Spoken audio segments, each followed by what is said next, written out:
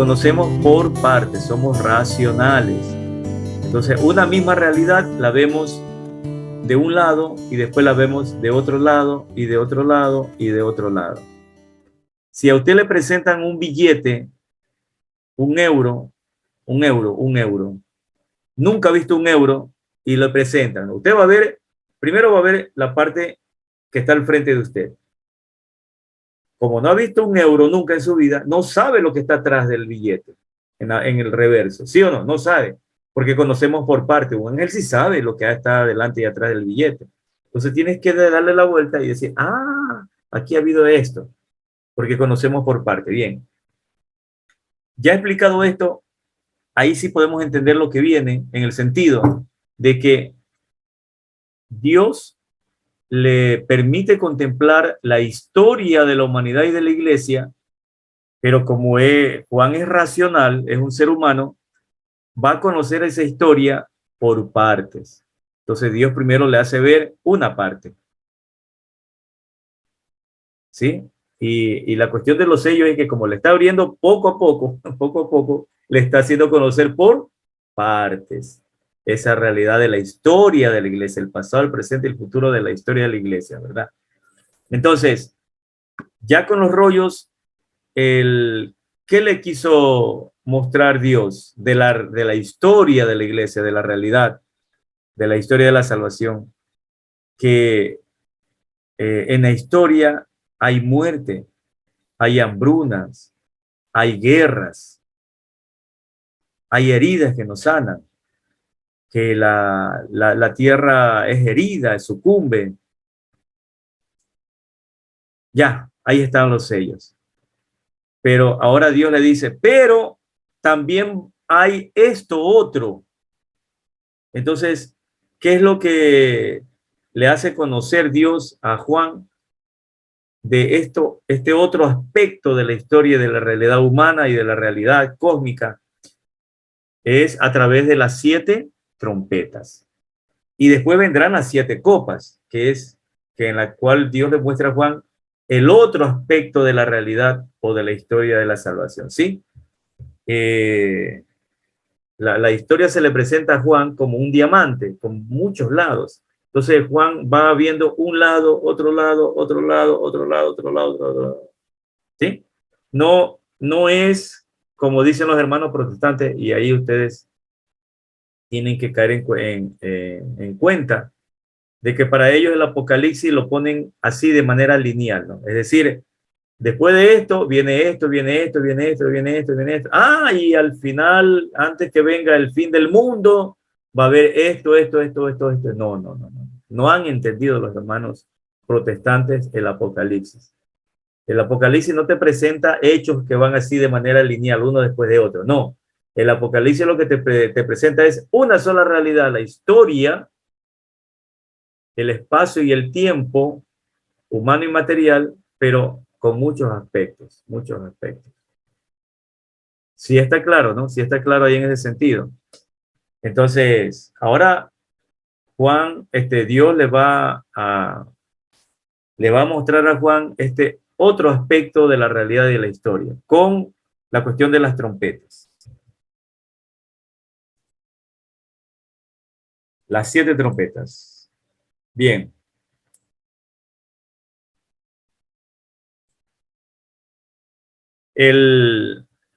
Un detalle muy bonito es que siempre se está hablando con el número 7. Ya sabemos que el 7 representa la plenitud, lo completo, ¿verdad?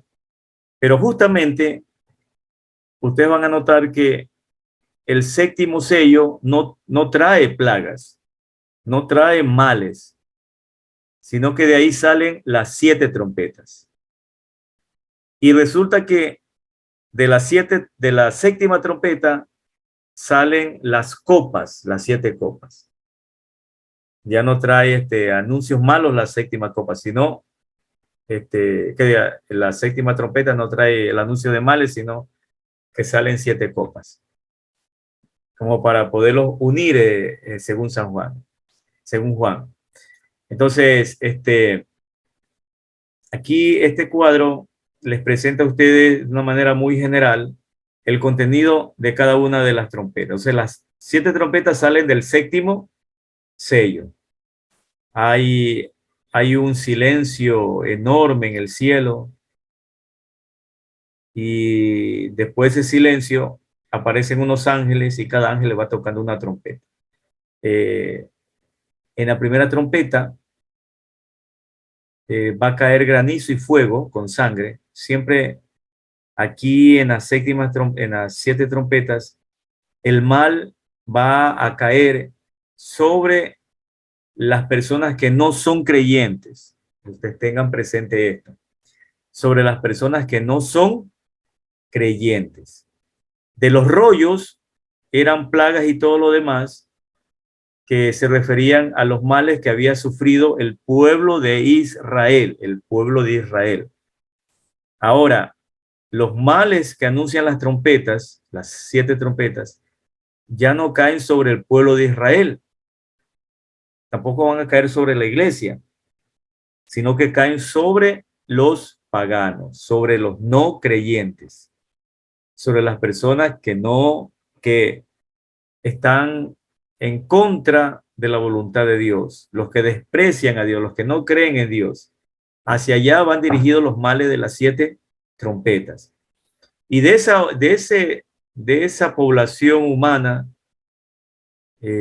según la visión que ve Juan, se destruye con cada mal que hay en cada trompeta la tercera parte. Entonces, se destruye la tercera parte de la tierra y la tercera parte de la humanidad. En la primera trompeta cae granizo y fuego sobre la tierra, la tercera parte. De la tierra se daña. La segunda trompeta, hay una montaña ardiente que destruye la tercera parte del mar, del mar, del mar. La tercera trompeta, cae una estrella y destruye la tercera parte de los ríos, de los ríos. Y la cuarta trompeta destruye la tercera parte del cielo, no de donde está Dios, sino del cielo físico, ¿no? Donde está el sol, la luna y las estrellas. El primer cielo, ¿verdad? El primer cielo. Ya después viene aquí, cámbianos. Las 4 trompetas están dirigidas a destruir la tercera parte, tanto de la naturaleza, los árboles, la tierra, del mar, de los ríos y del cosmos, del cielo físico. Pero ya en la quinta y en la sexta trompeta los males caen sobre la humanidad. ¿Sí? Se destruyen la tercera parte, hay langostas que destruyen la tercera parte de los hombres, y después vienen una multitud de jinetes, de caballos, que destruyen la tercera parte de la humanidad con fuego y azufre. Y en la séptima trompeta lo que tenemos es una alegría en el cielo porque ya por fin llegó el reino de Dios. Bien, entonces resumiendo un poco, los sellos, la apertura de los sellos se refiere a todos los males que ha sufrido la humanidad y el pueblo de Israel antes de la llegada del Mesías. Después de la llegada del Mesías, las trompetas hablan sobre los males que caen sobre la tercera parte, tanto de la tierra, del mar, de los ríos y del cosmos, y sobre la tercera parte de los hombres que no son judíos ni creyentes cristianos, sino que son paganos. ¿Sí? Entonces, ¿de dónde Juan se inspiró para hablar acerca de las trompetas? En Éxodo. Ustedes van a ver ahí que el granizo y el fuego se ha inspirado en Éxodo 9, 13, 15, lo de la montaña ardiente en Éxodo 7, 20, 21. Aquí me faltó un número. En la cuarta trompeta de la tercera parte de los cielos se oscurece. La quinta trompeta sobre las langostas en Éxodo 10. Aquí debe decir 10. 10, 21, 23. Después lo corregimos ahí. Y ya en la séptima trompeta que hay la alegría en el cielo. Pero este cuadro es básicamente para explicar de que la visión de el lenguaje simbólico para hablar de las trompetas se toma de Éxodo. Juan está inspirado en Éxodo. Ahora sí vamos a explicar lo que está en Apocalipsis, ¿verdad? Ustedes vean su Biblia. Estamos en el capítulo 8, lo que les había indicado, el momento de la séptima trompeta. Han habido desastres en el mundo, desastres en la humanidad, y en el cielo Juan experimenta que hay un silencio, eh, que todo se ha callado, todo se ha callado. Después que Cristo habla del séptimo sello, hay un silencio de media hora. Pero, ¿qué significa ese silencio?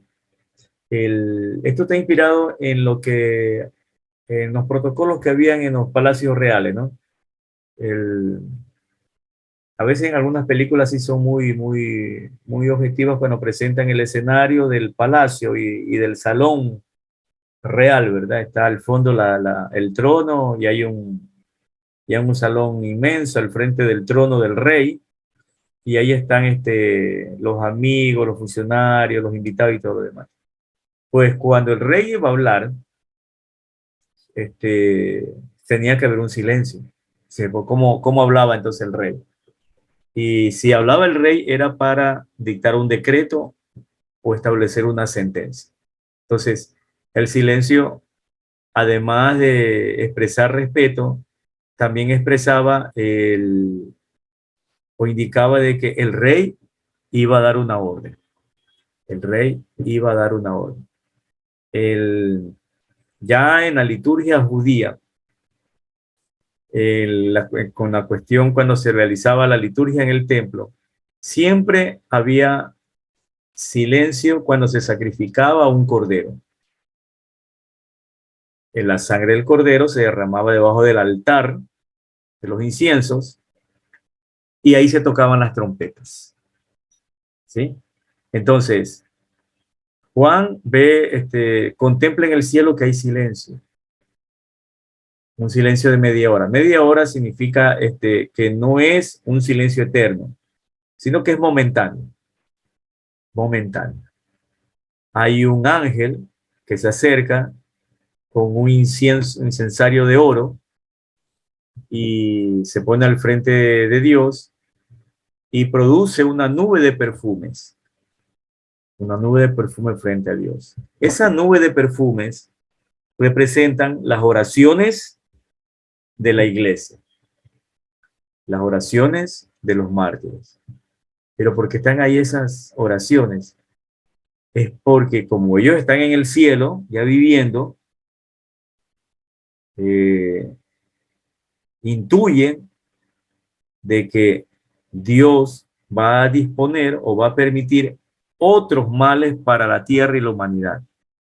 Entonces esas oraciones o nubes de perfume dan cuenta de que la iglesia triunfante allá en el cielo le está rogando a Dios de que por favor no sea tan dura con los no creyentes, ¿no? Con la humanidad pecadora, con la humanidad que desprecia su voluntad. Pero Dios ya tiene establecido pues lo que va a haber en la historia de la humanidad, ¿verdad?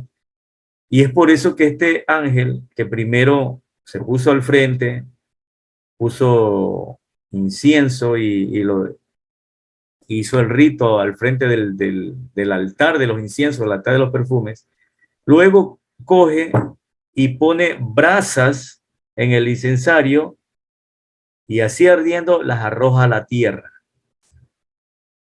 ¿Sí? Las arroja a la tierra. ¿Por qué las arroja a la tierra? En señal de que va a haber desastres en la tierra. La tierra va a experimentar males, va a sufrir la tierra.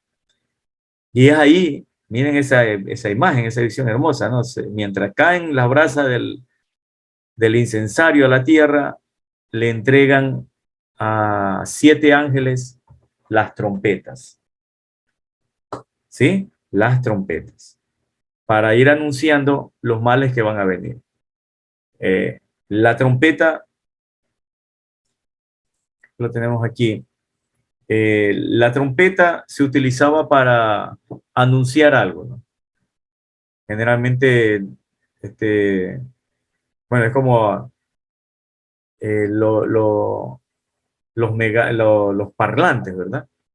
Se te pone parlante, pero, o el micrófono a través del parlante, ¿no? O la bocina, o el megáfono. Pero bueno, la trompeta era, indicaba de que, por ejemplo, el ejército iba en marcha, o que iba a hablar un personaje, iba a hablar el rey, y en este caso, la trompeta va a anunciar qué cosa. Cada vez que se toca una trompeta, que un ángel toca una trompeta, anuncia un mal a la tierra o a la humanidad. ¿Ya?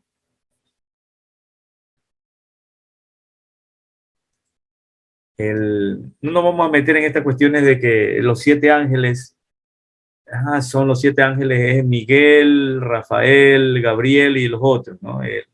Hay un libro apócrifo, apócrifo, el Enoc, uno de Enoc 20, en la que te da los nombres de los de 7 ángeles, ¿no? Uriel, luz de Dios; Rafael, Dios cura; Raguel, deseo de Dios; Miguel, quien como Dios; Saracael, príncipe de Dios; Gabriel, varón de Dios; y Remeiel, trueno de Dios.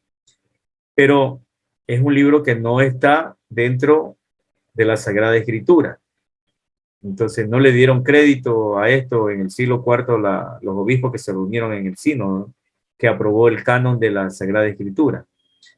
Entonces, pero sin embargo, en la imaginería y en YouTube aparecen muchas personas que dicen, hay 7 ángeles, ¿no? Ya sabemos que 7 significa plenitud, plenitud, abundancia. Bien, se les entregaron trompetas. Pero ¿por qué le entregaron trompetas? Es para ejecutar una tarea dada por Dios, que es lo que ya hemos visto, ¿no? La trompeta anuncia el juicio divino, o la trompeta sirve para indicar de que Dios reúne a su pueblo, etcétera. Hay un antecedente del uso de 7 trompetas cuando hubo la conquista de Jericó. Por 6 días tocaban centenas de trompetas, y en el séptimo día se tocó trompetas por parte de los sacerdotes y todo lo demás, ¿no?, hasta que ya cayó el, la muralla de esta ciudad llamada Jericó. Ese es una referencia en el Antiguo Testamento, y de ahí muy, muy seguro de que Juan tomó la simbología de las 7 trompetas. Bien, luego aparece un octavo ángel. Un octavo ángel. ¿Se acuerdan? Un octavo ángel. El que presenta el incienso y el presenta las brasas y las tira a la tierra. No, no se da el nombre, pero es un octavo ángel, y que solamente tiene esa misión, ¿no? Es muy bonito ver cómo la Iglesia Católica conserva esta liturgia, ¿verdad? Los protestantes, no, si los protestantes fueran evangélicos de verdad, siguieran lo que dice el Apocalipsis, ¿no? El Apocalipsis habla de un ángel que se pone al frente del altar de Dios y lo inciensa.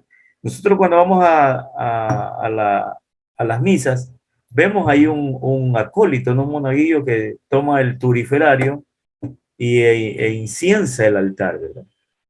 Ahí está, inciensa el altar. Ellos no tienen eso.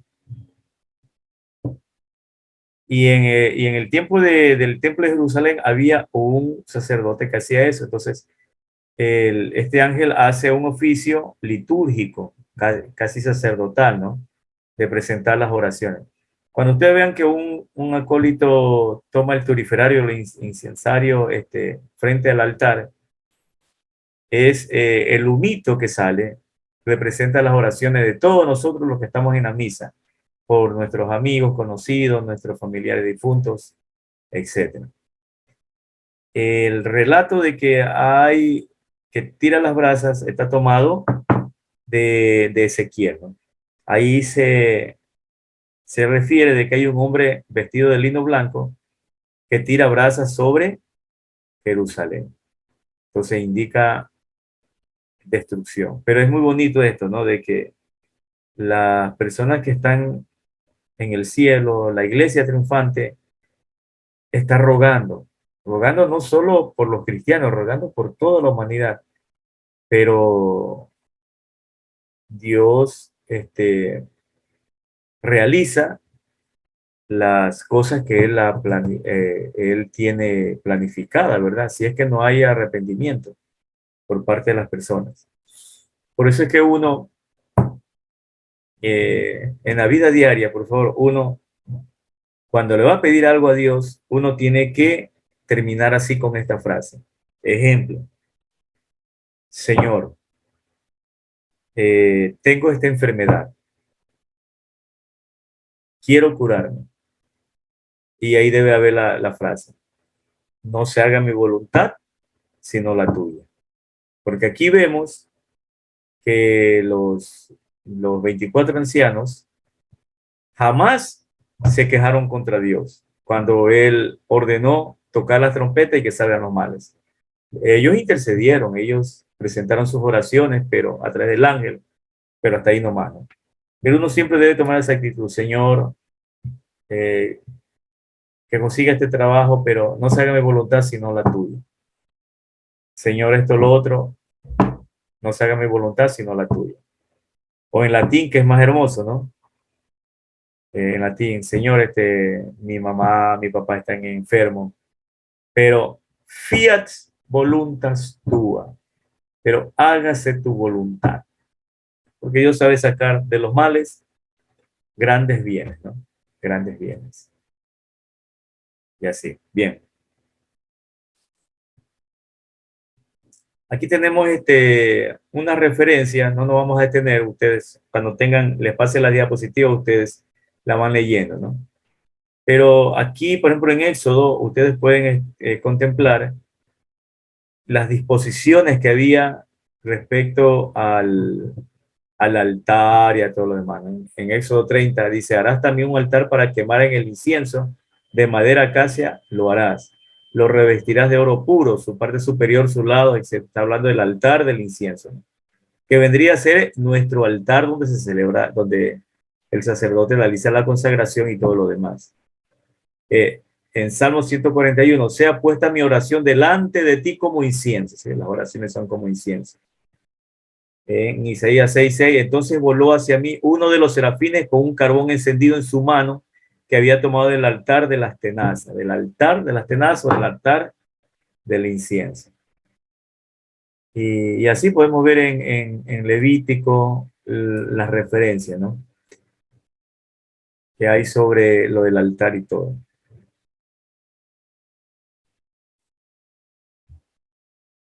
Ya hemos hablado que las trompetas aquí anuncian calamidades, ¿verdad?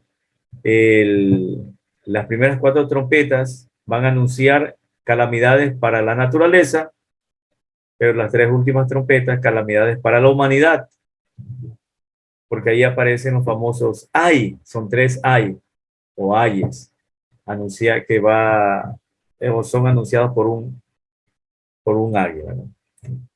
Las plagas que anuncian las trompetas tienen relación, como hemos dicho, con las plagas de Egipto que están narradas en Éxodo, ¿verdad? La otra cuestión es que Juan hace alusión a la tercera parte, un tercio, que es aniquilada por estas plagas. Y en Apocalipsis, tercera parte o tercio significa algo limitado, o sea, que no es que siempre va a pasar. Es un momento que sucede y ahí nada más. Pero el detalle es por qué Dios permitió, permite y permitirá que la tercera parte de la naturaleza y la tercera parte de la humanidad se vean afectadas por males. Es interesante eso. Ya vamos a ver que Y recuerden, no es una cuestión que ya sucedió en el pasado, no.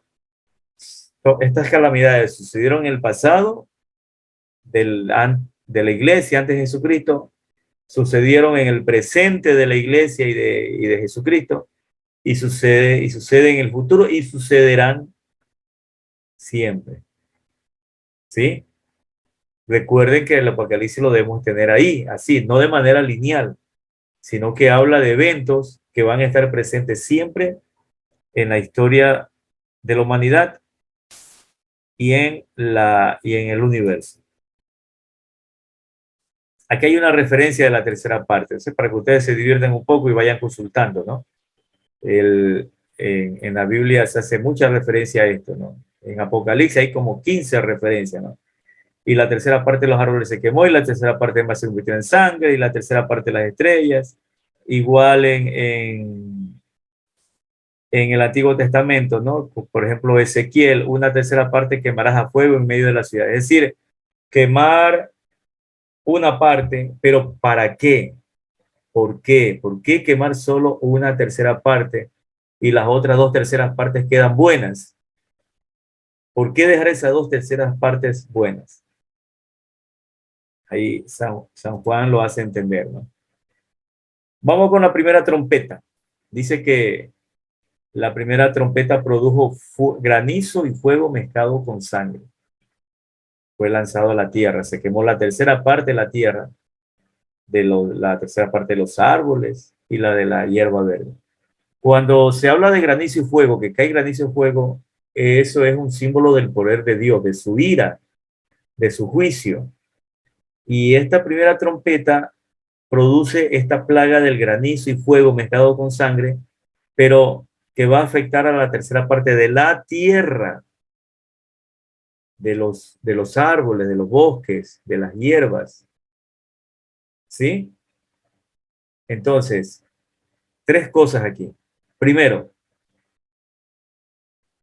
Dios afecta a la tercera parte de los árboles y de la hierba, pero queda dos terceras partes buenas. Tomen en cuenta eso por un lado. Aquí se afecta es a la tierra. ¿Y hacia dónde va el anuncio de la trompeta? A que las personas, al ver que los incendios acaban con las hectáreas de tierra, que los volcanes acaban a veces con ciudades, que los maremotos, que los tsunamis, y que ahora, por ejemplo, con el clima, ¿verdad? El calor o la capa de ozono, Dios permite que en nuestro planeta la tercera parte se vea afectada. ¿Para qué? Ahí viene el para qué. Para que nosotros, viendo esos eventos en nuestro planeta, que afectan a los árboles y todo lo demás, tomemos conciencia y digamos, primero, no somos eternos, no tenemos todo el poder de resolver las cosas, solo Dios tiene el poder sobre el planeta. Y este es un aviso, este es como una especie con un padre que castiga a sus hijos para que recapaciten, para que obedezcan, como una llamada de atención que nos duele, ¿no? Que se quema la tierra, que es sepultada por los volcanes, por los tsunamis y todo lo demás. A veces la gente dice, ¿por qué Dios permite eso? Dios permite eso para que nosotros tomemos conciencia de que nos hemos alejado de Él y que volvamos. Allá va eso. Por eso es que Dios no destruye todo, Dios destruye solo la tercera parte, una partecita, una parte, que no es algo matemático. La tercera parte es algo simbólico en el Apocalipsis y en el Antiguo Testamento. Simplemente significa que una parte está afectada. Y eso es lo que vemos nosotros. Vemos nosotros como siempre, siempre, ¿no? Siempre hay países en cuya tierra es afectada por los huracanes, por los volcanes, por la sequía, por los incendios ahora, ¿no? Por la calor, por el clima que hay ahora, ¿no? Nefasto. Pero no toda la tierra está afectada. ¿sí? ¿Dios es malo? No, Dios no es malo. Dios permite esto para que nosotros tomemos conciencia. Entonces ahí está la primera trompeta, ¿no? Cuando se habla de que está mezclado con sangre, significa de que va a haber sufrimiento. Va a haber sufrimiento ahí. Segunda trompeta. Dice que un inmenso cerro fue echado al mar y el mar se convirtió en sangre. Entonces murieron los peces, la tercera parte, y se destruyeron las naves que había ahí. Hay una especie de recuerdo que hace Juan de la erupción del Vesubio, que así fue, ¿no? Ese, ese volcán hizo erupción, sepultó a tres ciudades, bajó al Mediterráneo y hubo muchos peces muertos y los puertos en donde estaban las naves fueron destruidas y también por tanto las naves. Entonces Juan toma este hecho histórico y para explicar de que Dios permite estas cosas en el mar, permite que mueran los peces. Es interesante cuando dice Juan, un inmenso cerro. El, le ha de haber llegado la noticia, ¿no? De que el volcán Vesubio, y de hecho fue así, o sea, casi un 40% del Vesubio explotó por los aires. Quedó una cosa de un 60 o 55% del volcán nada más en pie. De ahí, ¿no? La expresión, ¿no? Como un inmenso cerro que fue echado al mar. Este, esta, la plaga de la segunda trompeta tiene mucha relación con la plaga de Egipto en la que se convirtió en sangre el río Nilo, ¿no?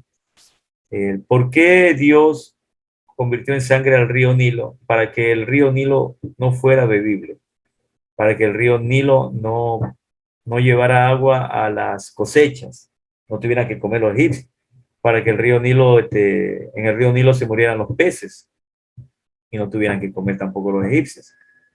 Entonces, ¿con qué razón hacía eso, de esta plaga de la sangre en el río Nilo?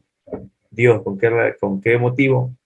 Para que dejara el faraón marchar al pueblo de Israel y para que se convirtieran a él, ¿no? Pero el pueblo egipcio no lo hizo, no hizo caso. Entonces, eso que tenemos que ver, hay tsunamis, hay huracanes, ahorita le ponen nombres de mujeres, ¿no? Hay tsunamis, hay huracanes, hay naufragios, vemos a veces en playas miles de peces muertos, ballenas muertas, delfines muertos. Uf, pero ¿por qué Dios permite eso? Para que nosotros digamos efectivamente tenemos que volver a Dios. Señor, ya no hagas esto, ya no hagas esto. Sí vamos a volver a ti. Sí queremos seguir tu voluntad. Hacia allá va, ¿no? La intención de la segunda trompeta que afecta a los mares. Vamos con la tercera trompeta. Dice que hubo una estrella grande que, que parecía un globo de fuego, dice, y cayó del cielo sobre la tercera parte de los ríos y de los manantiales de agua. La estrella se llama Ajenjo. La tercera parte de las aguas se convirtió en ajenjo y mucha gente murió a causa de las aguas que se habían vuelto amargas. El, el ajenjo es una planta amarga, ponzoñosa, crece en los desiertos y que en grandes cantidades, si lo pones en el agua, es casi como un veneno. En el Antiguo Testamento, simboliza calamidades, ¿no? O injusticias. Viene el griego asintos. El, Aquí toma esta imagen del ajenjo, de esta planta, Juan, para darnos a entender de que Dios permite que los ríos, por ejemplo, se sequen, que en los ríos no haya alimento, que el agua de los ríos sea imbebible. todo esto de los nevados que tenemos nosotros acá en el Amazonas o del, o del Polo Norte, Polo Sur, que se están deshielando, ¿verdad? Tienen relación con esto hoy día, hoy por hoy.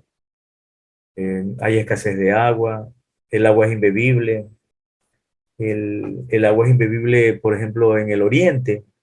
El agua es imbebible porque hay personas que se dedican a la minería ilegal y para poder extraer el oro y purificarlo utilizan químicos. Y esos químicos se vierten en los ríos. Y es agua de los ríos en el Amazonas que antes era potable y pura, ahora está contaminada y las personas cuando toman eso se llenan de enfermedades y todo lo demás. Estos males lo, los está refiriendo este Juan, ¿no? Y en el tiempo él también había esto, ¿no? O sea, había gente muy mala de que utilizaba el ajenjo y para que la gente de abajo, de la llanura, del valle, no pudiera utilizar el agua para beber, para bañarse o para la agricultura, este, utilizaban este ajenjo.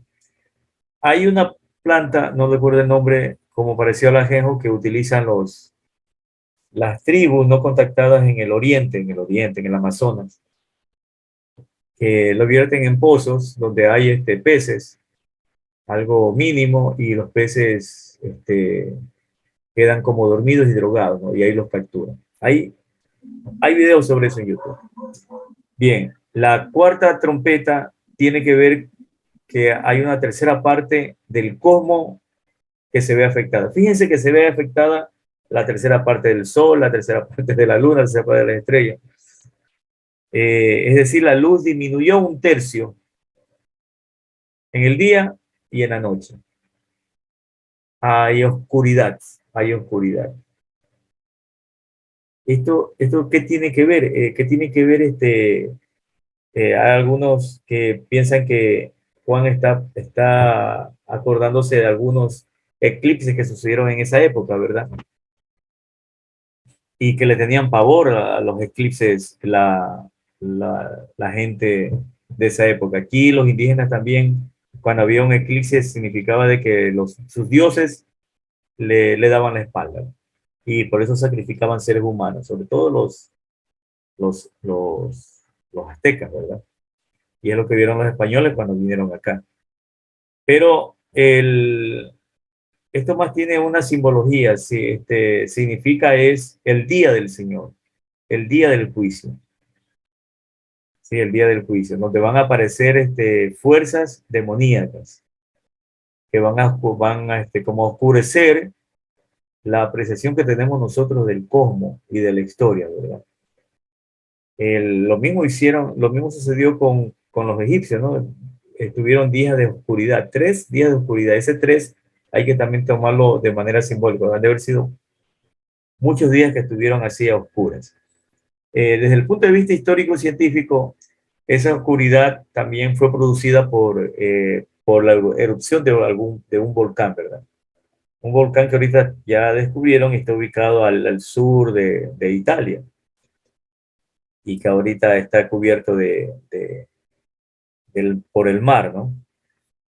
Que produjo una erosión tan grande que hubo, fue pirotecnia y hubo ceniza y oscureció no solamente Italia, Grecia, el Mediterráneo, sino las costas del norte de África, incluido Egipto, ¿verdad?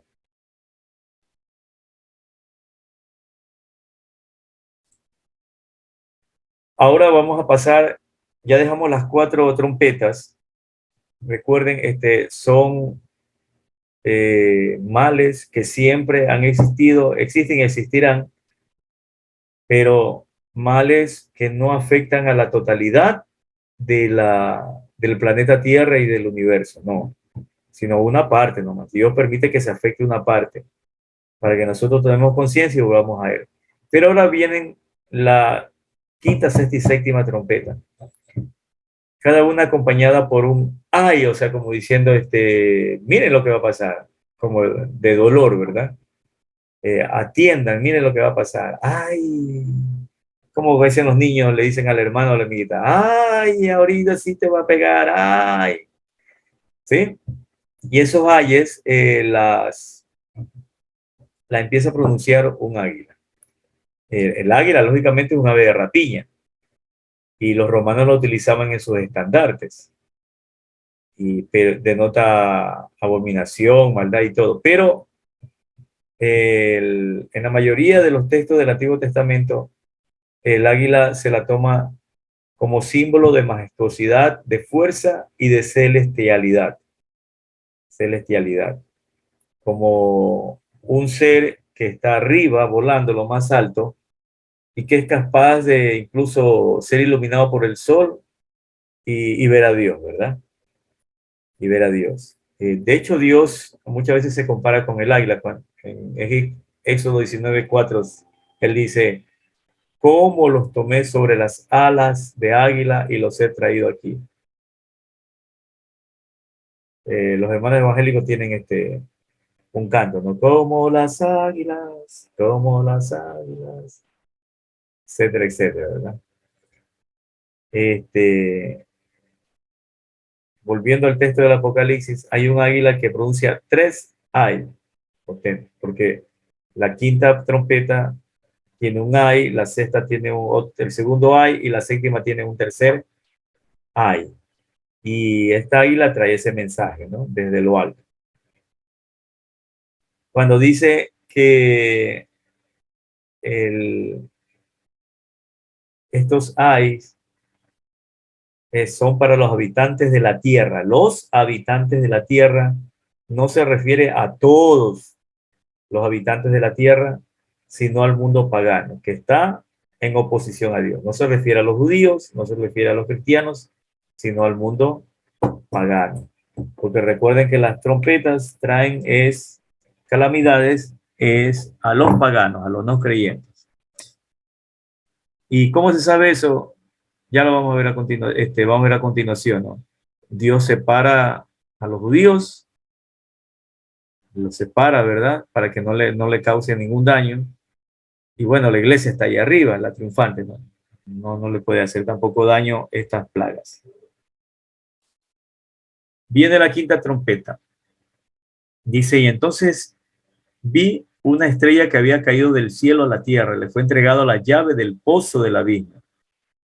Y como humaredas salieron langostas.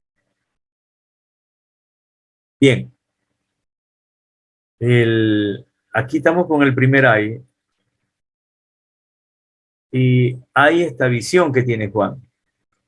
Esta visión que tiene Juan. Dice, vi una estrella, pero como estaba en el cielo y los ángeles son seres celestiales iluminados, de luz, seres de luz, utiliza Juan esta metáfora de la estrella, ¿no? Pero cuando él dice aquí una estrella que había caído del cielo, se refiere a un ángel que, que vino a la tierra. Es la primera vez que Juan menciona esto, de que un ángel viene a la tierra. ¿Y qué viene a hacer a la tierra? Le han entregado, Dios le entrega la llave del pozo del abismo, es decir, del inframundo donde están los demonios. Toma la llave, abre el pozo, ¿sí? El inframundo, y de ahí salen los demonios.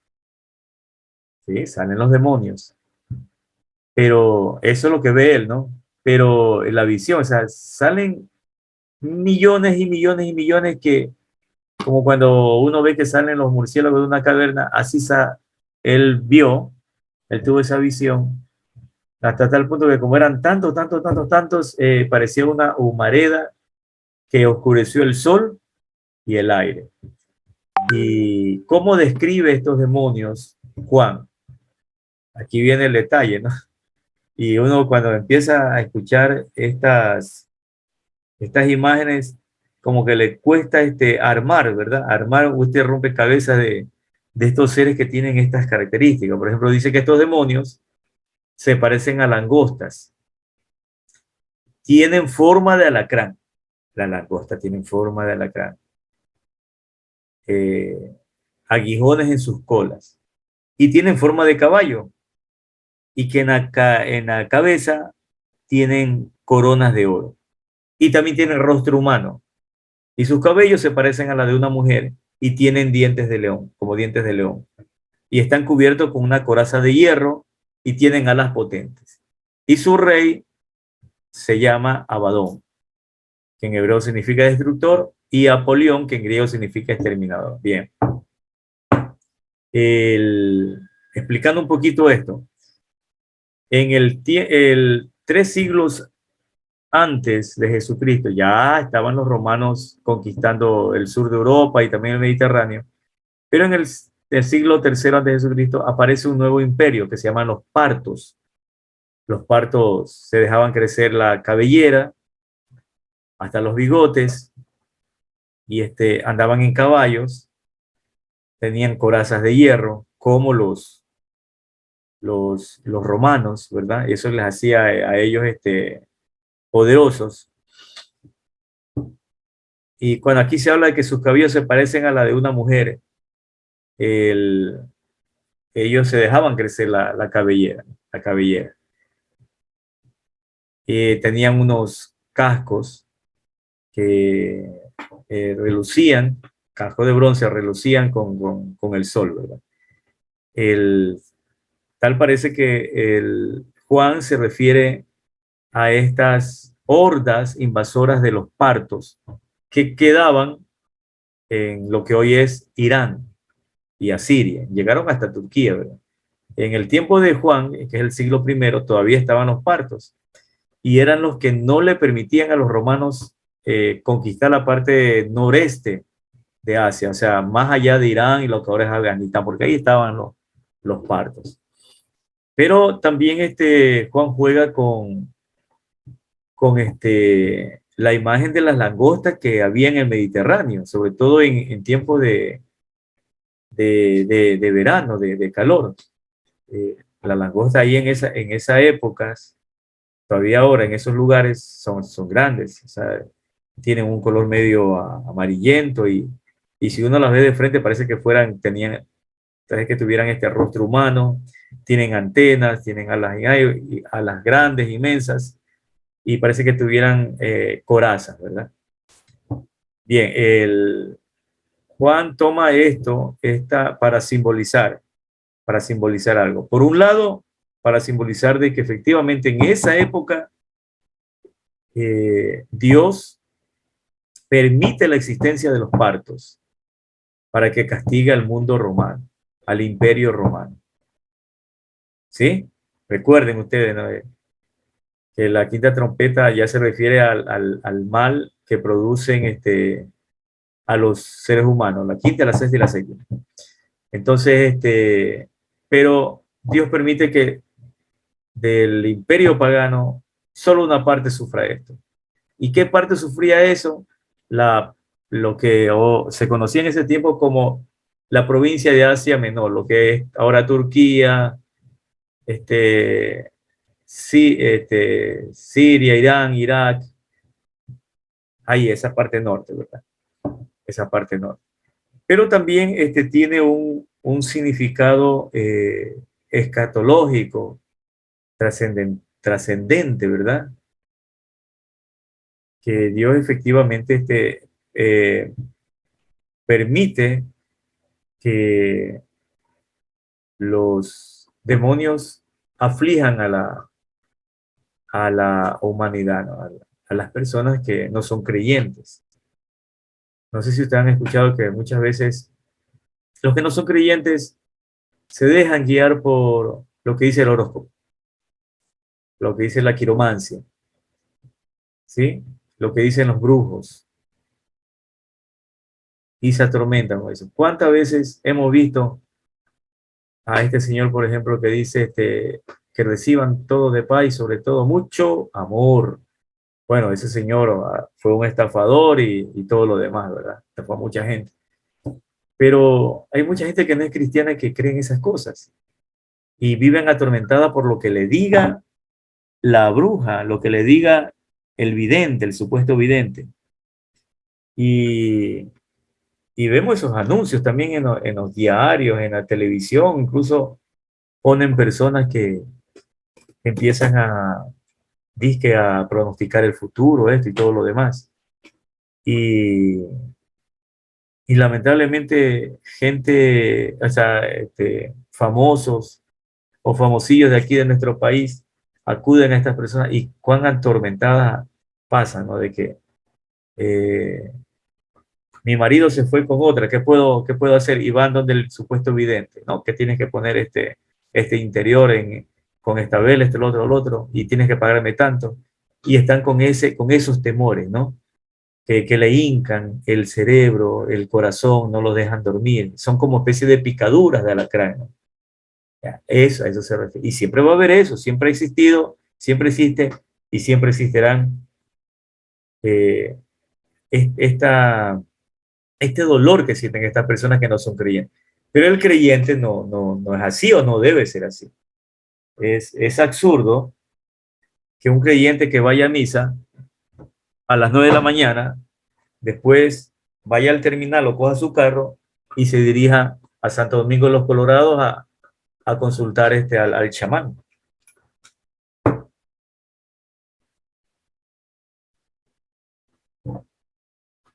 Ah, En Macará, hermano. Macará. O le dicen, no, pues hermanito, hermanita, ¿por qué se va para allá? Si aquí nomás la vueltita, en Sauce 8, Manzana 454, al frente donde vive la voz, se digo, ahí hay uno. ¿Para qué ir allá? Entonces va. Ya, después de la misa voy. ¿Cómo que después de la misa? O sea, sí, eso es para atormentar a una parte, ¿verdad? De la gente que no cree en Dios y todo lo demás. Bueno, esa es la simbología, ¿verdad? Simbología. Les dejo aquí esto, ¿no? Que propiamente Juan se inspira en Joel, el, que Joel habla sobre los poderosos caballos que producen estruendo y que el sol y la luna se florecen y todo lo demás. Pero ustedes lean, lean. Viene la trompeta, la sexta trompeta. Y nos volvemos a topar con el Imperio Parto. Nos volvemos a encontrar con el Imperio Parto. Pero aquí el Imperio Parto ya no es que te asusta, ¿no? Porque los romanos tenían ahí sus fortalezas en la parte noreste de Asia Menor, pero vivían atormentados, o sea, vivían en ascuas. No podían dormir, vivían estresados, que en cualquier momento estas personas verdaderamente invaden, ¿no? Y efectivamente, la sexta trompeta nos habla específicamente de ellos, porque dice, tocó el sexto ángel su trompeta, entonces oí una voz que salía de las cuatro esquinas del altar de oro, el altar de oro que está arriba, y que está al frente del trono de Dios. Y decía la voz al ángel de la sexta trompeta, suelta a los cuatro ángeles inmovilizados a orillas del gran río Éufrates. Bueno, los que tienen ahí un mapa, vean ahí el río Éufrates. El río Éufrates con el otro río Tigris, sale de otros ríos y riachuelos y forma como una especie de punta. En esa punta, ¿no? En esa punta que está ahí, eran los límites con los paganos. O sea, de hecho, el Génesis, bueno, los que van a seguir el curso, ¿verdad? Tenía como referencia los límites del paraíso estaban antes de esos ríos, ¿verdad? Y y el pueblo judío tomaba esos límites, esos ríos, como los límites que se establecía entre Dios y los paganos. Y, y según lo que cuentan ahí en el Antiguo Testamento y todo lo demás, habían unos ángeles amarrados ahí, eh, que no permitían que esos paganos, que eran gente muy mala, muy aguerrida, pasara a la civilización, entre comillas. Entonces, en recorderis de esto que habló Ezequiel e Isaías, porque Ezequiel hablaba de estos caballos invasores que se venían del norte o noreste, es que nos trae esta visión de la sexta trompeta. Entonces, Dios permite que los partos en esa época maten a la tercera parte del Imperio Romano, a una parte del Imperio Romano. Históricamente, que invadan. Y de hecho, los partos hubo un tiempo en que llegaron casi a las afueras de Roma, ¿verdad? Y, y ellos, como eran diestros en montar a caballo, parecía que cuando ellos guerreaban, como que no había mucha diferencia entre el caballo y el jinete.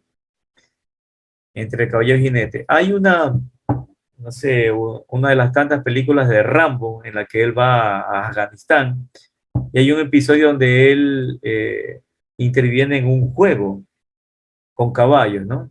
En donde él ve, ahí se nota los diestros que eran. Pues justamente los iraníes son descendientes de los partos. Dice que se hablaba de 200 millones de soldados a caballo. 200 millones, nosotros ahorita lo podemos entender, pero eh, recuerden que en ese tiempo no conocían el cero. Parece mentira, pero el cero no lo conocían. Se utilizaban es letras. Los romanos recuerden que utilizaban letras para todo. De hecho, utilizamos nosotros letras. Los romanos utilizaron letras ahí, ¿no? La X, la L, la B y todo lo demás. Pero no existían en los ceros. Entonces ellos hablaban de miríadas, o sea, miles de miles de miles. Pero ya traduciendo, hoy se pone 200 millones. Significa una cantidad incontable de caballos con sus jinetes. Y ahí empieza la descripción, ¿verdad? La descripción. Eh, Estos ángeles malignos tenían apariencia de caballo, con cabeza de león y cola de serpiente que terminaba en una cabeza. Eran parecidas a la langosta de la quinta trompeta, ¿verdad? Parecidas a la langosta. Sus jinetes tienen corazas de color de fuego, jacinto y azufre. Es decir, ¿de qué color eran las corazas? El armatroste ahí, ¿no? Color rojo, azul y amarillo. Hace tiempo cuando yo estudié esto y vi que estas corazas, que estos ángeles, ¿no? Con estas descripciones tenían una coraza de color rojo, azul y amarillo. Me acordé de la bandera de nuestro país, que es amarillo, azul y el rojo, ¿no?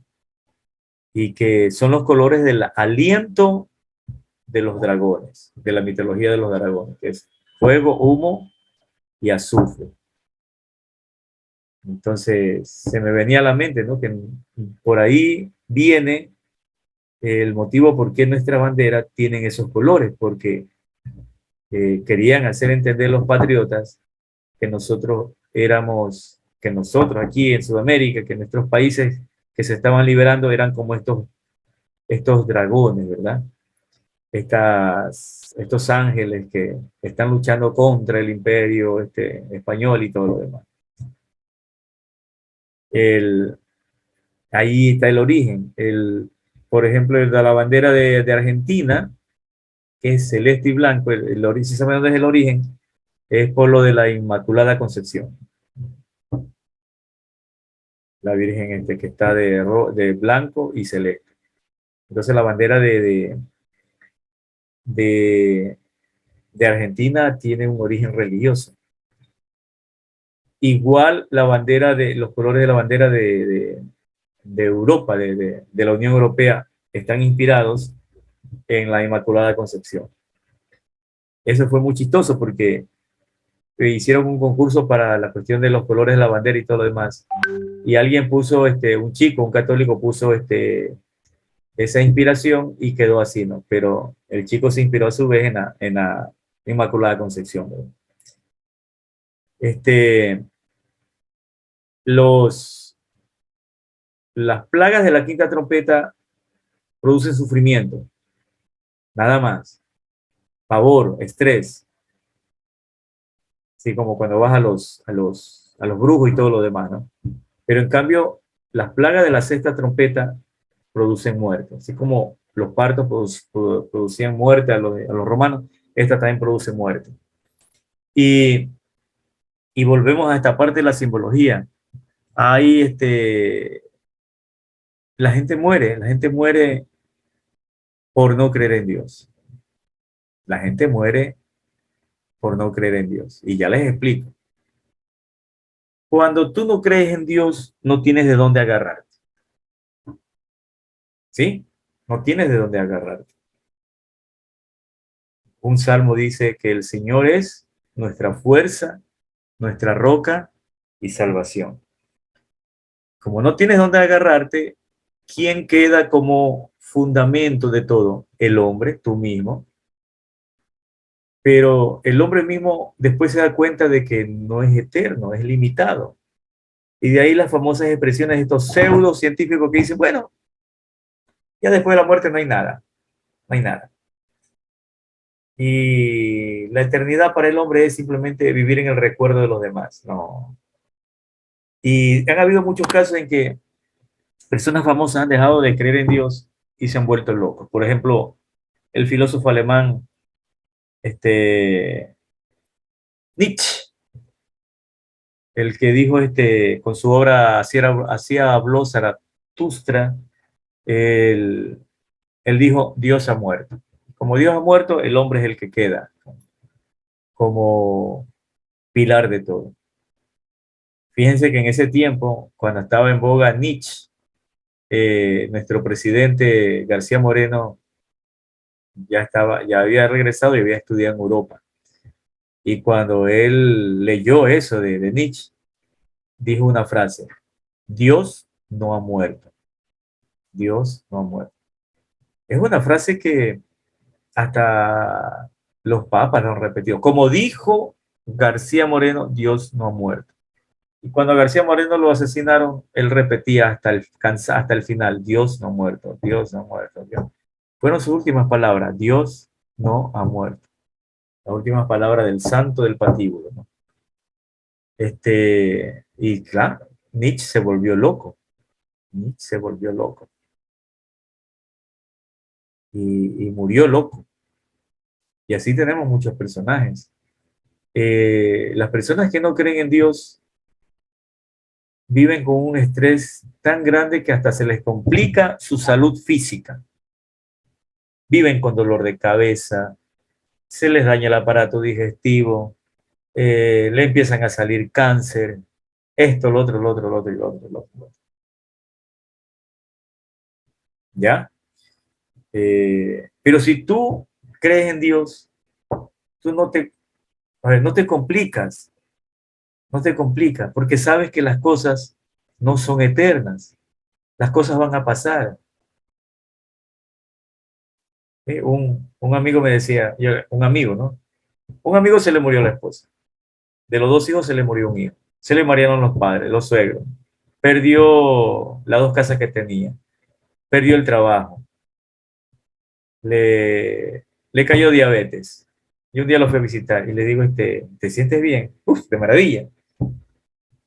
Porque mi alegría y mi fuerza están en el Señor. Mi fuerza en el Señor. Mira, total, me decía él, total, ¿cuánto tiempo vamos a vivir aquí? 70 años, 80. Ponle que viva yo 100 años. 100 años. 100 años para estarle ofreciendo a Dios todo este sacrificio y en alguna otra manera parecerme a Él cuando estaba en la cruz. Y fue bonito porque de él aprendí esa frase o esa anécdota, o ese cuento que él me decía, mira, te voy a poner el ejemplo porque él había estudiado en Espol, de una hormiga que la pongo yo en el Polo Norte y con sus patitas empieza a caminar alrededor, de arriba hacia abajo sobre el planeta Tierra. E imagina que el planeta Tierra es de hierro puro, de acero puro, el planeta Tierra. ¿Cuánto tiempo se demorará la hormiguita en partir por la mitad el planeta Tierra, que es de acero y de hierro? Digo, uff, no sé, le digo, ¿qué? Millones y millones y millones, millones, millones, millones. Entonces él me cogió ¿cómo? había estudiado en Sport, me cogió una calculadora y me hizo una cifra, ¿no? Esto, y me puso el símbolo así, ¿no? De eternidad. Esto demoraría la hormiguita, o sea, matemáticamente me dijo él. Pero son millones y millones y millones y millones y millones y millones de años que se llevaría en partir la hormiguita con las patitas. Porque cada patita empieza a presionar, a presionar. Bueno, ya, me explicó un poco esas cosas. Digo, ¿y a qué viene este cuento? Pues bien, el día en que la hormiguita parta la tierra por la mitad, ese día ni siquiera ha empezado la eternidad. Imagínate, 100 años comparado con toda la eternidad.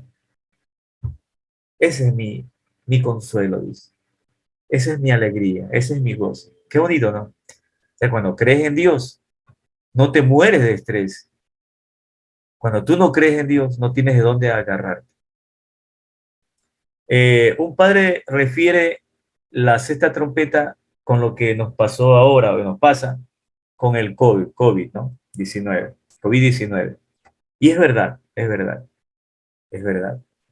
El COVID-19 tiene mucho que ver con la sexta trompeta, con lo que, con lo que nos trajo esto. Se murieron todos, nos murimos todos, no, se murió una parte. Y siempre va a haber esto, y siempre ha habido en el siglo pasado, en la década primera, hubo la fiebre española, o En sea, 1800. pero ya después también, sí, 1800, pero después, por 1910, por ahí, España, ahí sufrió, después de la Primera Guerra Mundial, hubo la fiebre española, algo así, todo lo demás. Fue un tipo de, de COVID, fue un tipo de COVID.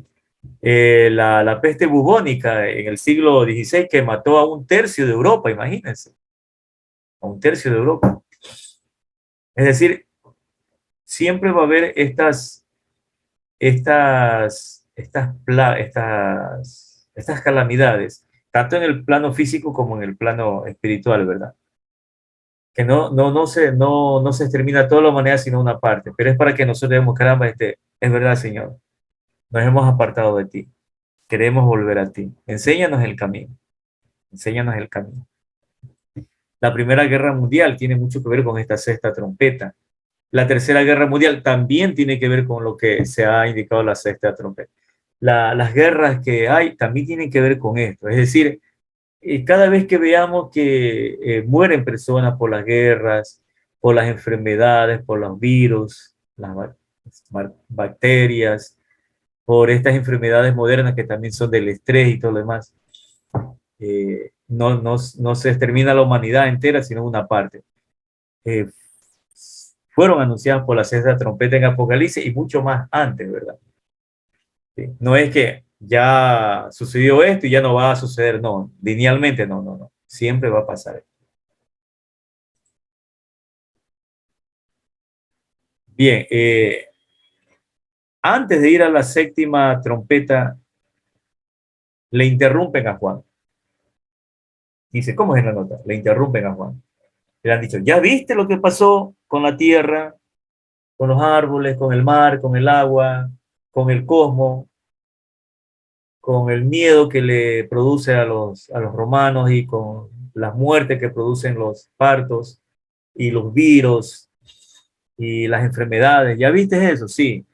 ¿Para qué es eso? Para que las personas, los paganos se arrepientan y vuelvan a Dios y crean en Él. Pero escucha, le dice, escucha, te van a entregar un librito y tú lo vas a comer. Sabrá delicioso al principio, pero será amargo cuando lo tengas en el estómago. ¿Ya? Y eso es para que tú, eso simboliza para que tú prediques y amenaces a todos que si no se convierten a Dios, vendrán cosas peores. Y esa es la visión esta famosa visión de un ángel que baja del cielo, pone un pie en la tierra, pone un pie en el mar, indicando de que es Dios el que viene a la tierra, ¿no? Y que Dios tiene el poder sobre todas las cosas. Y le dicen a él, abre la boca y come el libro. Y a él indica, ¿no? Que sabía miel ese librito, pero que ya en el estómago le puso dolor. Ese librito tiene que ver con el mensaje o la predicación específica que debe hacer Juan en la tierra, eh, llamando a las personas que si no se convierten a Dios, van a ver cosas peores. Algo así como Jonás, ¿no? Jonás. Este ángel, ahí otra vez Juan, ¿no? Se explaya en simbolismo, que este ángel viene en una nube, tiene un arco iris arriba, tiene cara de sol, piernas de fuego, voz fuerte como rugido de león. Pero todas estas descripciones es para indicarte que es un mensajero divino. Pero no es Jesús. Este ángel no es Jesús. Y que su voz es como un rugido de león, ¿no? Y tiene una resonancia universal, o sea, llega a todas partes del mundo. Por eso que pone un pie en la tierra y un pie en el cielo. Y que empiezan a hablar los siete truenos, ¿no? La expresión siete truenos se refiere a Dios. A Dios se le dice también siete truenos. Y siempre cuando se habla del poder que tiene Dios sobre la naturaleza, se hace mención de los siete truenos. Eso lo vemos sobre todo en un salmo, que ya lo vamos a ver después. Viene luego y le dicen a Juan, ponte a medir el templo y el altar de Jerusalén. Ponte a medir el templo y el altar de Jerusalén. El templo. No, y ponte a ver o a hacer un censo, ¿cuántos vienen a adorar en el templo y al altar? Pero no censes a los paganos que están en el patio del templo, o sea, en el primer patio, ¿verdad? Que les hablaba yo a ustedes. ¿Y esto qué significa? Que a Juan le encomiendan lo siguiente. Dime, ¿cuántos judíos son fieles al templo? ¿Cuántos judíos son fieles? Esos los voy a salvar, los que quedan. Recuerden que Apocalipsis se escribe en el año 95 por ahí, y ya han pasado como 20 años de la destrucción del templo en Jerusalén. Entonces quedó un remanente. Y ese remanente es el que le piden a Juan de que lo custodie. No a los paganos, que los cuide, que los proteja. Porque recuerden ustedes lo que les he dicho, lo de las plagas de las trompetas van dirigidas a los paganos, a los que no creen en Dios. Y ahí nos habla Juan de que vio aparecer dos profetas, dos testigos fieles.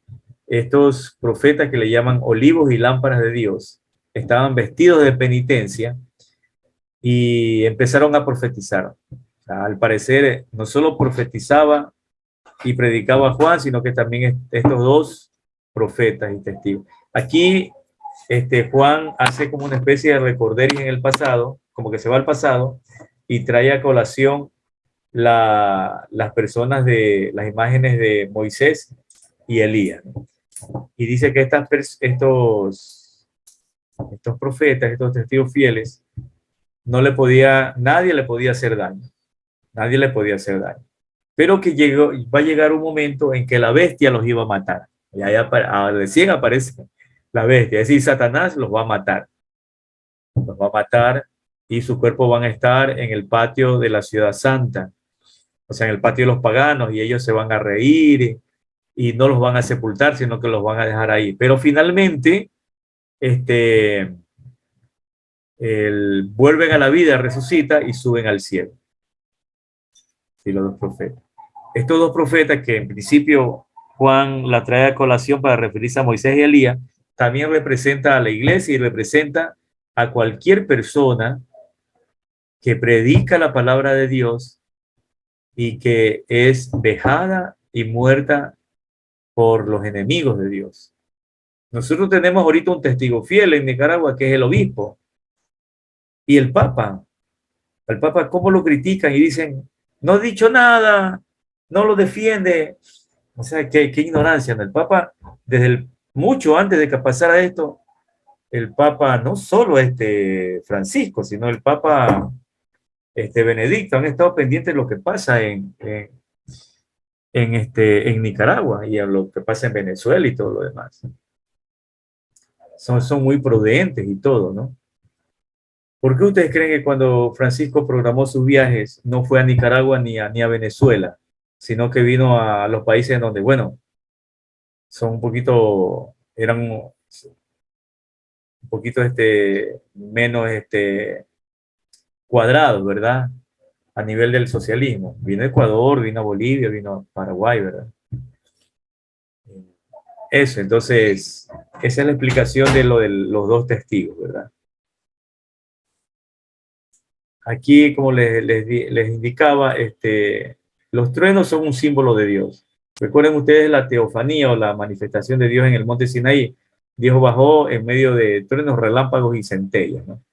En Palestina, que está en la parte oeste del Mediterráneo, es común en tiempos de invierno se desatan tempestades y hay inmensos truenos, relámpagos y centellas.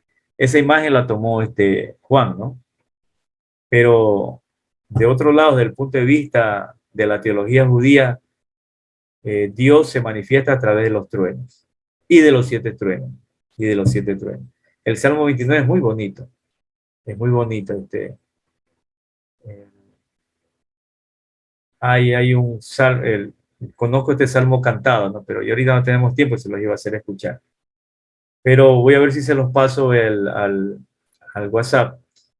Se los voy a pasar al WhatsApp y ahí se canta este salmo, ¿no? Entonces, tributen a Yahvé, hijos de Dios, tributen a Yahvé gloria y poder, devuelvan al Señor la gloria de su nombre, adoren al Señor en solemne liturgia, voz del Señor sobre las aguas, retumba el trueno del Dios de majestad, retumba el trueno de Dios de majestad. Y más abajo, voz del Señor, se ha tallado relámpagos, voz del Señor que sacude el desierto, etcétera, etcétera, etcétera.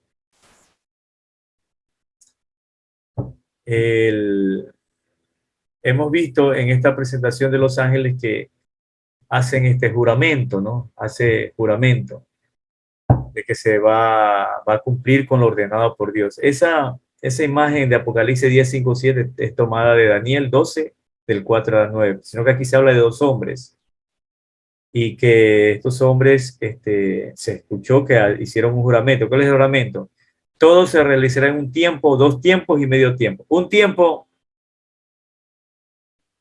puede ser un día, un año o un millón de años. Dos tiempos, 2 días, a 1 más 2, 3. Y medio tiempo, 3 y medio.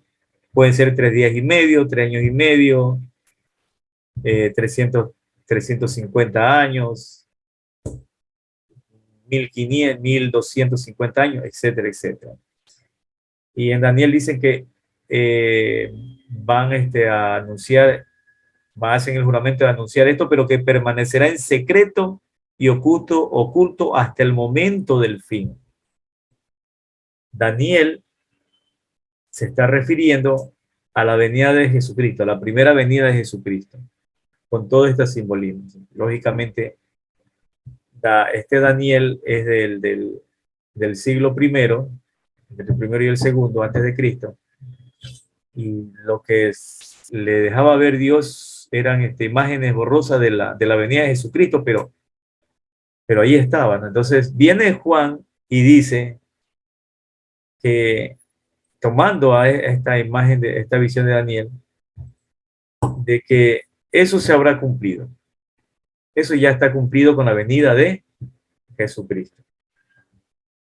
Por eso que Juan dice, tal como lo había hecho anunciar por medio de sus siervos, los profetas, en este caso de Daniel. Ya hay un juramento que dice que va a venir cosas terribles, esto, lo otro, pero en el plano teológico, sobrenatural. Y es lógicamente lo terrible que pasó el Satanás, el demonio, cuando Jesucristo lo venció en la cruz. Todo se le cayó encima, todo se le cayó abajo, en medio de risas, de burlas, de aplausos. Cuando Jesucristo murió, el demonio Satanás, Luzbel y los demonios se toparon con la sorpresa de que Cristo había resucitado. Y ahí se les acabó todo. Es esa resurrección la que Daniel no pudo expresar con las palabras, sino así con imágenes. Pero Juan le dice acá en Apocalipsis, hey Daniel, lo que tú anunciaste acá con Jesucristo se cumplió. ¿Sí? Se cumplió. Ya no hay más tiempo para lo que tú dices, ya se cumplió, ya llegó el fin. ¿Y cuál es el fin? La derrota de Satanás y sus huestes. Bien, cuando ustedes vean esto de que Juan le dicen que mida el templo y el altar, el acto de medir es un símbolo de protección divina. Eso lo hacían antes, cuando medían con los codos, ¿verdad? Con las cuerdas. Era para decir, de esta parte para allá no se cruza, de aquí para acá sí se cruza, de aquí para allá ustedes no pueden dar órdenes, eso está protegido por el rey. Esa imagen es que la que toma Juan para referirse al mandato o al decreto que le da Dios a él, ¿no? De que proteja al templo y al altar, ¿verdad? Y por tanto a las personas que ahí van, es decir, al rezago, a la porción que ha quedado de Israel. Y lógicamente, cuando los romanos destruyeron a Jerusalén el templo en el 67, quedaron muy pocos judíos ahí, se fueron a una ciudad por, por Jordania y ahí quedaron un grupo que después necios volvieron a hacer otra revuelta eh, y ahí sí ya los exterminaron completamente. Imagínense que se reunieron cerca de 200.000 judíos después que se destruyeron Jerusalén los romanos, ya los romanos dijeron ya no, ya basta con ustedes y ahí sí ya los dispersaron y todo lo demás.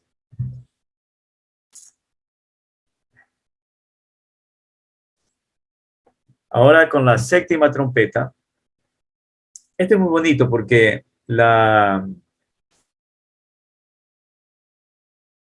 séptima trompeta tiene como tres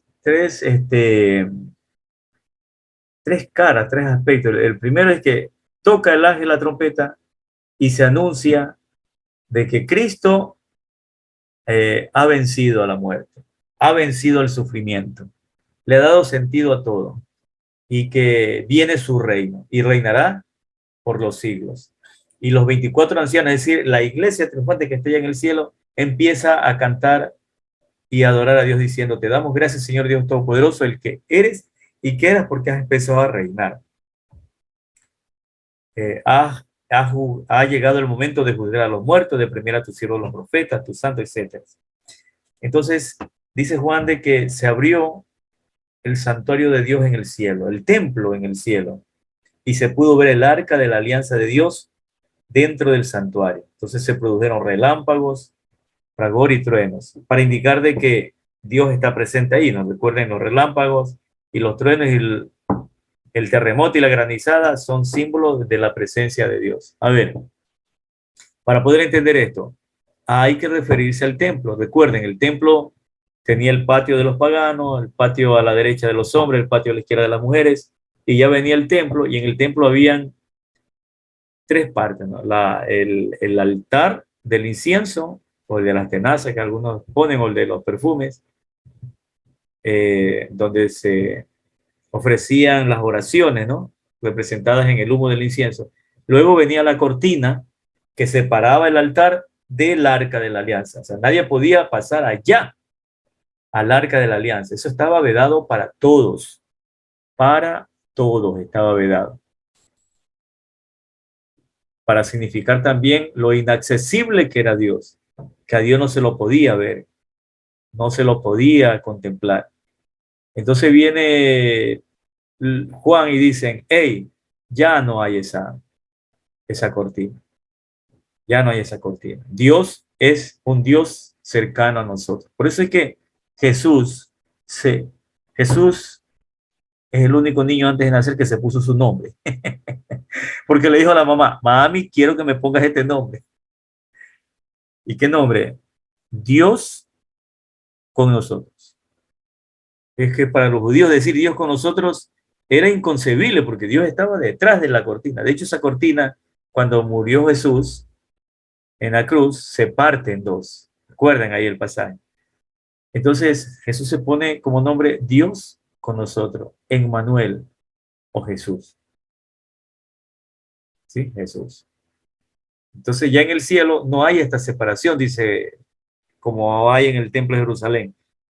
Altar, cortina y el arca, que es el trono de Dios. No, en el cielo vamos a ver a Dios cara a cara. De hecho, yo lo estoy viendo cara a cara, dice Juan. Y los 24 ancianos lo están viendo cara a cara, y los mártires lo ven cara a cara, y los ángeles lo ven cara a cara. Y cuando tú vengas al cielo, tú lo vas a ver cara a cara, lo vas a poder contemplar, lo vas a poder alabar. ¿Y con qué lo vas a poder alabar? Con estos signos y con el santo. Por eso es que cuando cantemos el santo, no cometamos el error de hacerlo impersonal. Que mucha gente dice, llenos están el cielo y la tierra de su gloria. No, el santo es un canto, un himno que se lo entona teniendo al Padre presente, de frente presente. ¿Sí? Llenos están el cielo y la tierra de tu gloria, tu gloria. Sí, es un diálogo de frente con Dios. ¿Sí? Cuidado, cometamos el error de decir su gloria. ¿Sí? Llenos están el cielo y la tierra de tu gloria, tu gloria.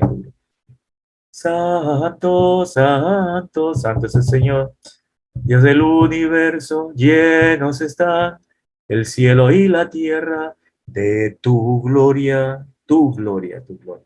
Ya no hay esa cortina que nos separa. Por eso dice, se abrió el santuario, se habló el templo. Bien, eso es en cuanto a las 7 trompetas, pero aquí hay esta otra parte, espérense un momento, porque tenemos que ver esa otra parte.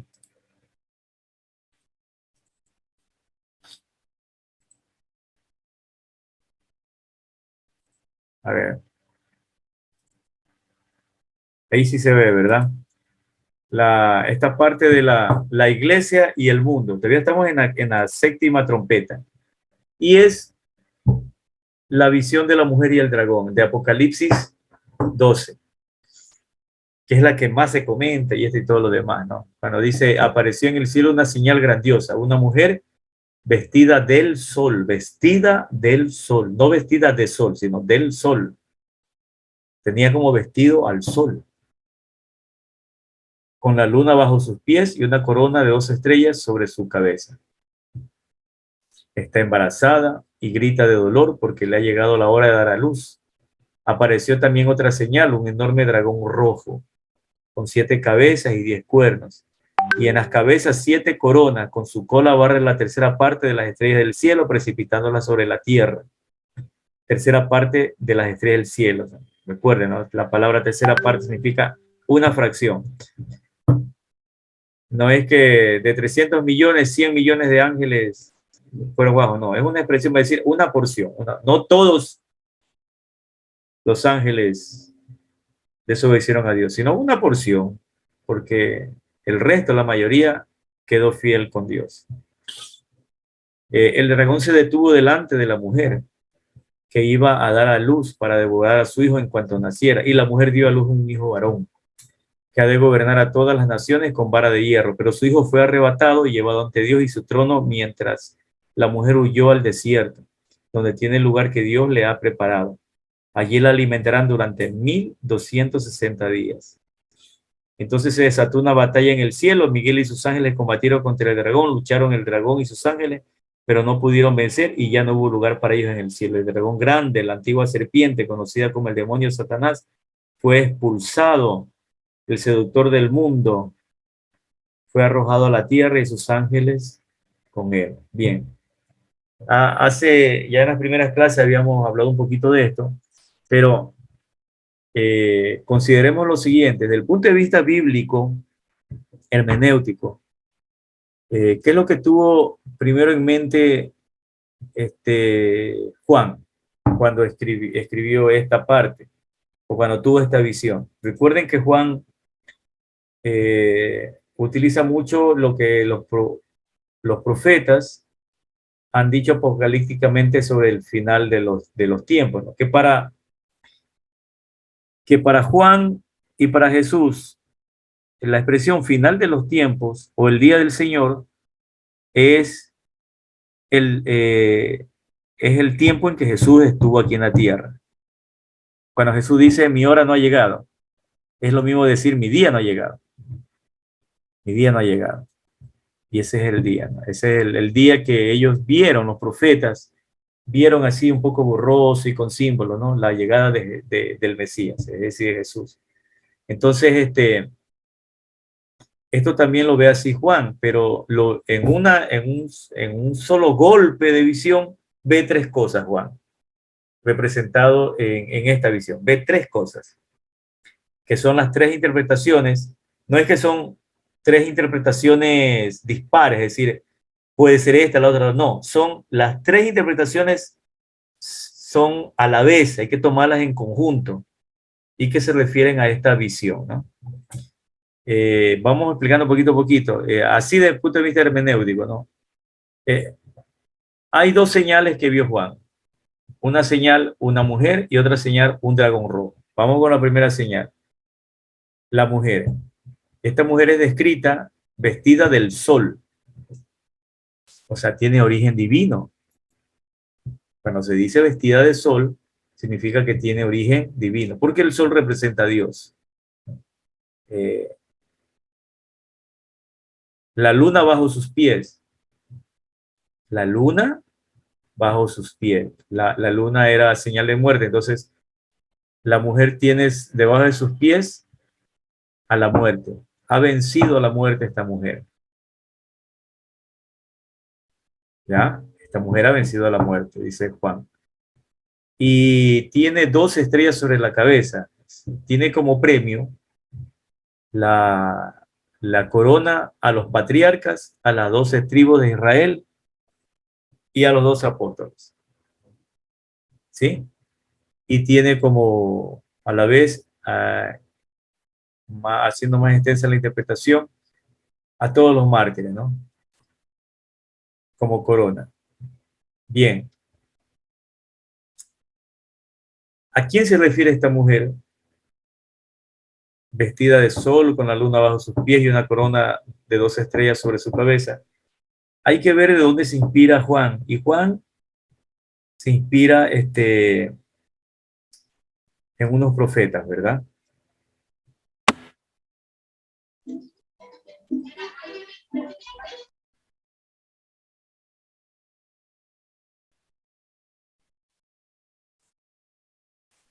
Juan se inspira en unos profetas. En Isaías 26 y en Miqueas 4:10. Se describe a Sion o a Jerusalén como de parto para dar luz al nuevo Israel. Entonces, también Pablo habla de esta mujer celestial, refiriéndose a Jerusalén en Gálatas 4:26.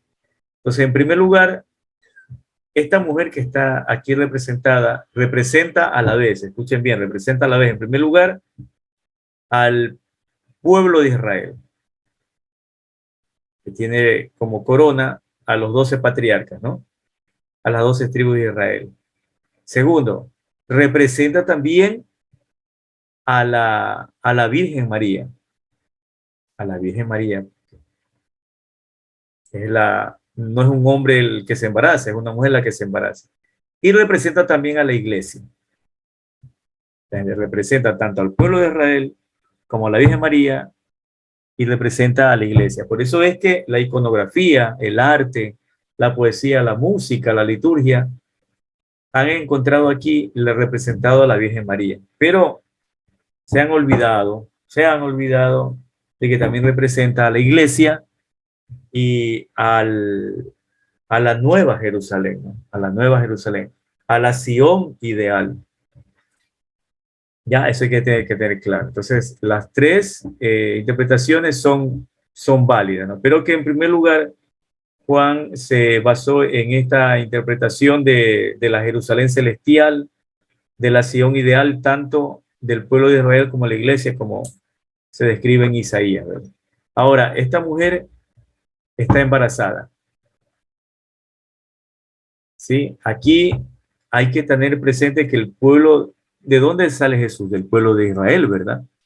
Se lo toma al pueblo de Israel como esta mujer, pero en concreto desciende del pueblo de Israel, del rey David, pero en concreto quien se embaraza es una mujer. Entonces, esta mujer representa a una israelita, a una judía que está embarazada y que trae en su seno a Jesús, ¿verdad? Al Salvador. Y esa es la Virgen María. Pero también la iglesia lleva a Jesucristo en su seno y lo da a luz en cada pueblo, en cada situación, en cada tiempo y lugar donde está ella. ¿Sí? Supongamos que usted va a trabajar en la función pública y ahí la mayoría han sido, bueno, católicos que no van a misa, protestantes, ateos y todo lo demás. Y usted con su palabra, con su caridad y con todo, hace nacer a Jesús en el corazón de cada uno de ellos. Entonces, esta mujer embarazada te representa también a ti y a mí, representa a la iglesia, representa a la Virgen María, representa a la Sion celestiana. Pero ya vuelvo y repito, la teología, la filosofía, el arte, la música han tomado más y así se ve, ¿no? Un poquito más objetivo que la Virgen María está representada aquí.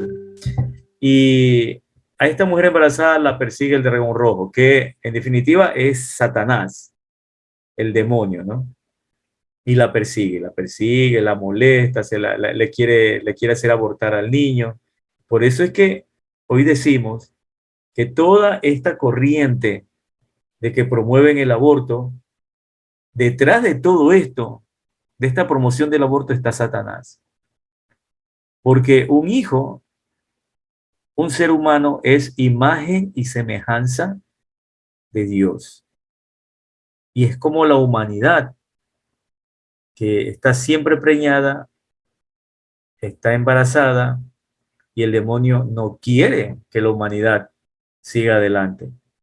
No quiere que nazcan más seres humanos.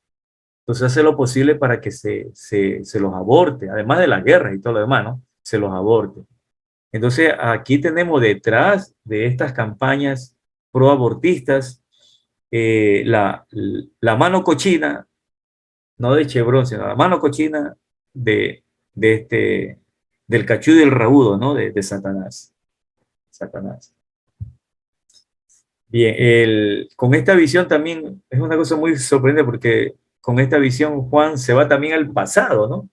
Y incluso antes de que se hicieran los cielos y la tierra, se va a otro lugar, ¿verdad? Pero ¿qué pasa? Ya me vamos a contar eso. ¿Qué pasa con esta mujer que dio a luz a un hijo varón? Es Jesucristo, ¿verdad? No, no hay que andar con tanto ruedo. Jesucristo que nace del pueblo de Israel, Jesucristo que nace de una israelita llamada la Virgen María, Jesucristo que nace en el seno de la iglesia porque la Virgen María y San José fueron los primeros miembros de la iglesia. Ya a esta mujer la quiere matar y al hijo también. Y ahí la prueba está en cuando hubo la masacre de los inocentes y ellos huyeron a Egipto, ¿no? Esta imagen de que la Virgen María se va a Egipto y vuelve, es la imagen también de la iglesia. Allá en Egipto ella fue alimentada y protegida y todo lo demás, ¿verdad? Fue arrebatada allá a Egipto. Acá igual, la iglesia está en este desierto del tiempo humano, ¿verdad? Y es alimentada por Dios. Imagínense de qué es alimentada la iglesia, con el mismo cuerpo y sangre de Jesucristo. Cristo, el flaco, alimenta a su esposa, la iglesia, con su cuerpo y con su sangre. Dice, durante 1260 días. 1260 días es una expresión simbólica para indicar de que será alimentada por un tiempo nada más. No siempre vamos a celebrar la misa aquí en la tierra.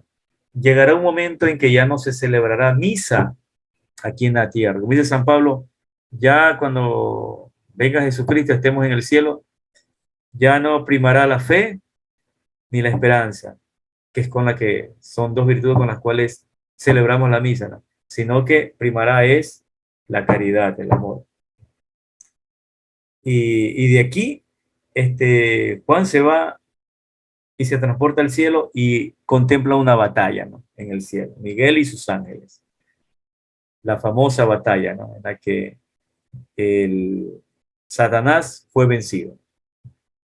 No se llevó a todos los ángeles, sino a una porción. A los chicos malos del cielo se los llevó. Y dice que fue arrojado a la tierra y sus ángeles con él a la tierra. Entonces fíjense cómo Juan está en el presente, viendo a la iglesia en el siglo I y después se va, en las antípodas del tiempo y el espacio, ¿no? Cuando no existía ni siquiera el Big Bang.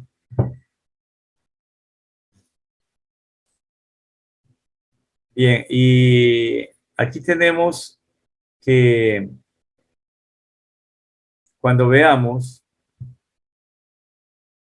un ratito, cuando haya lo de acá, el anterior no, el anterior no lo vamos a ver todavía. Esto que yo les quería comentar, si ustedes se dan cuenta, la Virgen de Guadalupe, ella está embarazada, está encinta, tiene un cinto en el vientre, por la cintura, que es con la que las indígenas aquí simbolizaban de que esa mujer, al tener ese cinto, esa cinta, significaba que estaba embarazada. Y la Virgen acá en América se muestra embarazada, es decir, va a dar a luz a Jesucristo en esta nueva tierra.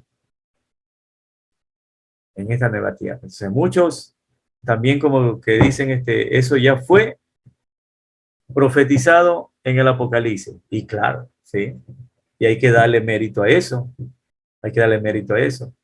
Porque busquen un cuadro de la Virgen María que no sea la guadalupana que esté encinta, solo ella nomás. Y es para significar de que acá va a dar a luz a Jesucristo. Y aquí hubo tanta persecución y hay tanta persecución por parte del demonio que no deja que Jesucristo nazca en el corazón de las personas. Y esta es una homilía del Papa Benedicto. Papa Benedicto, uno de los más sabios y teólogos del siglo XX y XXI, él hace esta interpretación, ¿no? En esta homilía. Yo se las dejo ahí, pero es muy hermoso. Y la voy a leer para terminar.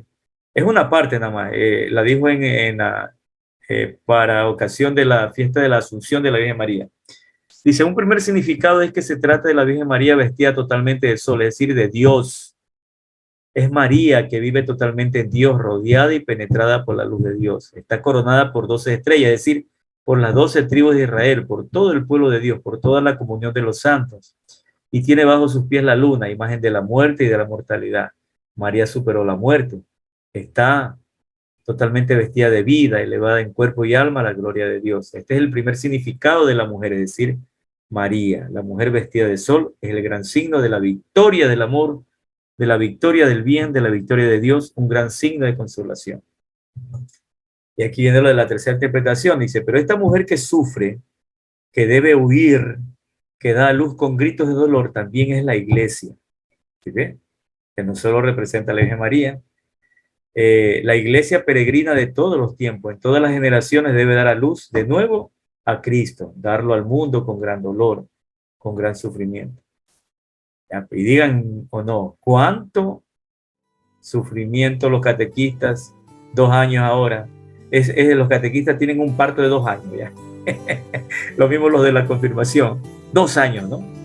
De parto ya, para que nazca Jesús en el corazón de los niños y adolescentes. Perseguida en todos los tiempos, vive casi en el desierto, perseguida por el dragón.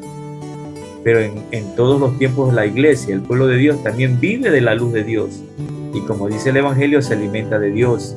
Se alimenta con el pan de las sagradas épocas. En las diferentes partes del mundo vence de la Eucaristía. Así la iglesia, sufriendo en todas las tribulaciones, en todas las situaciones de las diversas épocas, en las diferentes partes del mundo vence. Es la presencia, la garantía del amor de Dios contra todas las ideologías del odio y del egoísmo. Ciertamente vemos cómo también hoy el dragón quiere devorar a Dios que se hizo niño. No temáis por este Dios aparentemente débil. La lucha es algo ya superado. También hoy este Dios débil es fuerte, es la verdadera fuerza.